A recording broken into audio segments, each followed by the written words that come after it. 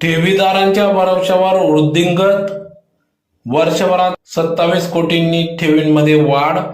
QR कोडचा वार्षिक सभेत शुभारंभ. डीडीसी बँकेची 67वी सर्वसाधारण सभा आज 11 वाजता पांझरा नदी किनारी असलेल्या अग्रवाल विश्राम भवन या ठिकाणी पार पडली.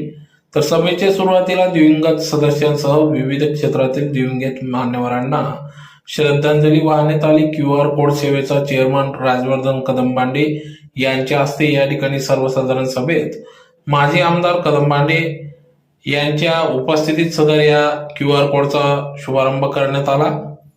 तर या बँकेच्या सर्व संगणकीकृत असून डिजिटल स्वाक्षरीचा ऑनलाईन सातबारा उतारा सुविधा सर्व शाखांमध्ये उपलब्ध आहे.